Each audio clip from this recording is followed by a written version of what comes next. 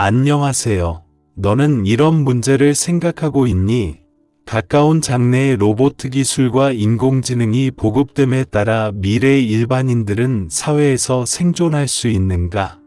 현재의 로봇은 제작비가 비교적 높고 기술도 완전히 성숙되지 않아 짧은 시간 내에 인류의 생활에 광범위하게 참여할 수 없다. 그러나 언젠가는 로봇 기술이 성숙해지고 로봇을 만드는 비용이 절감되며 로봇은 조만간 현재의 자동차처럼 인간의 삶에 뛰어들 것입니다. 이제 보니 이 날은 오래 기다리지 않아도 올 것 같다. 로봇은 집안일을 할 수 있고 종업원이 될 수 있고 노동자가 될 수 있으며 심지어 엔지니어와 의사도 할 수 있다.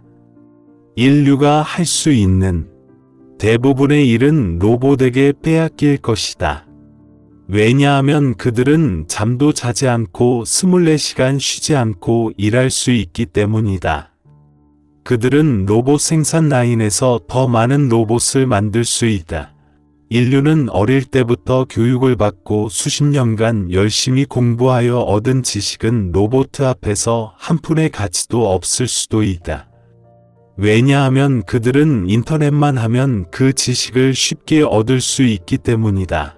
로봇을 화성에 보내도 그들은 쉽게 살 수 있다. 왜냐하면 그들은 숨을 쉴 필요도 없고 밥을 먹을 필요도 없고 전기만 있으면 되기 때문이다. 만약 정말 그날이 되면 인류 사회의 번거로움이 커지게 되는데 일반 인류는 어떻게 해야 하는가? 보통 사람은 살아남을 수 있을까? 아직 존재할 가치와 의미가 있습니까? 이런 문제들은 하나하나가 모두 사람을 초조하고 불안하게 하지 않습니까? 답을 생각할 필요가 없다. 현재의 사유로 미래의 문제를 고려하는 것은 답이 있을 수 없다. 그렇다면 미래는 도대체 어떻게 생겼을까? 이 일련의 문제에 대답하려면 우리는 사유를 좀 열어야 한다. 답안도 아주 공상과학으로 들릴 수 있다. 로봇과 인공지능의 보급은 인류 사회에 대해 전복적인 혁명을 진행할 수 있으며 기존의 사회 제도는 중대한 변혁을 일으킬 것이다. 로봇과 인공지능 기술의 성숙도 인류 문명을 추진하여 진정으로 성간 문명 시대에 진입할 것이다. 모두가 알다시피 현재 세계의 주요 사회제도에는 두 가지가 있는데 하나는 자본주의 제도이고 다른 하나는 사회주의 제도이다. 자본주의 제도와 시장 경제는 생산력을 크게 해방시키고 생산을 촉진할 수 있다. 사유제하에서 노동자들은 노임과 상여금을 추구하고 자본가들은 리윤을 추구하며 모두들 가치를 창조하기 위해 노력한다. 자본가들은 더 높은 이윤을 추구하기 위해 끊임없이 새로운 기술을 개발하는데 이는 일부 전통적인 일자리를 파괴할 것이다. 예를 들어 미국 농업이 자동화된 후 미국 농민의 수는 전체 인구의 45%에서 2%로 감소했고 중국의 농기계가 보급된 후에도 비슷한 추세를 보였다. 그러나 기술과 생산 방식의 진보도 새로운 일자리를 창출할 수 있다.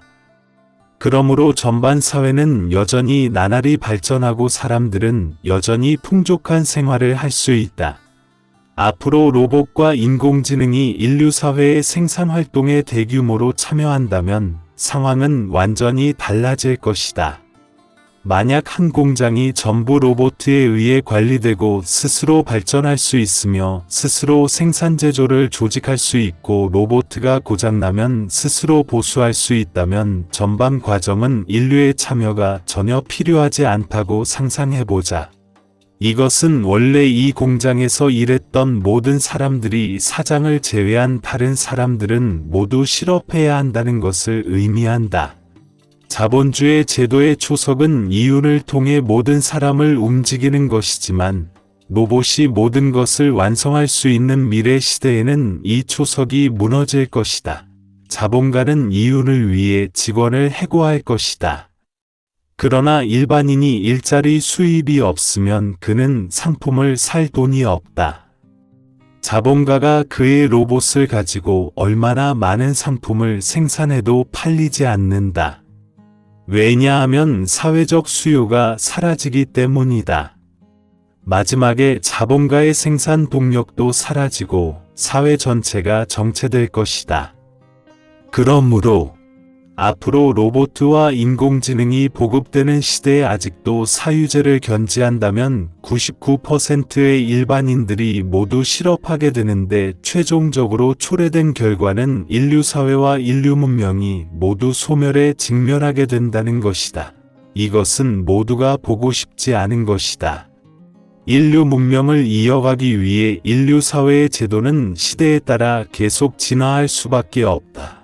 자본주의든 사회주의든 인류는 로봇가 고도로 보급된 시대에 들어선 후 모두 같은 방향으로 개량하게 되는데 그것이 바로 공산주의이고 이는 인류 문명의 유일한 출로이다. 이것은 결코 어불성설이 아니라 지금 일어나고 있는 사실이다. 최근 수십 년 동안 일부 과학 기술이 발달하고 경제 실력이 풍부한 자본주의 국가, 일반인의 사회복지가 점점 더 높아지고 사회보장이 점점 더 완전해지고 있다.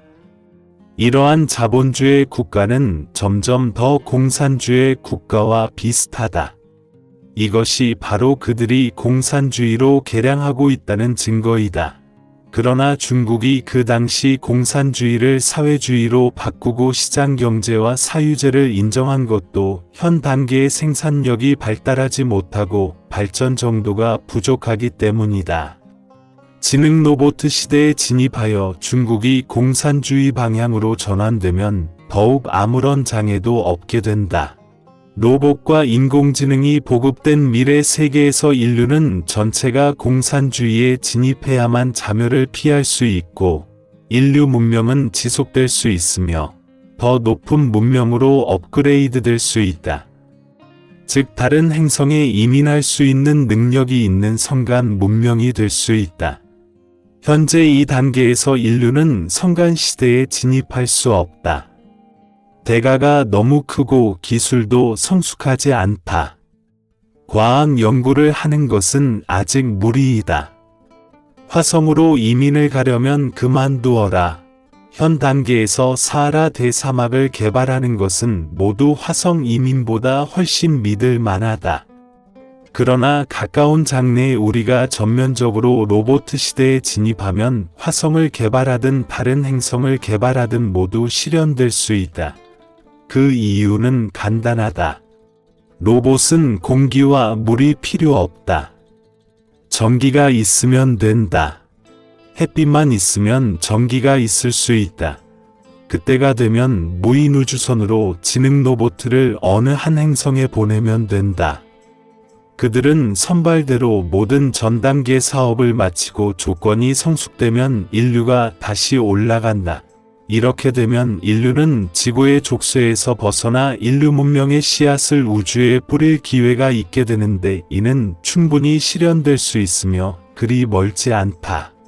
로봇과 인공지능 기술은 현재 여전히 걸음마 단계에 있으며 안전성은 인류 과학자들이 우선적으로 고려하는 사항이 되어야 하며 인공지능이 인류의 생존 안전을 해치지 않도록 해야 한다.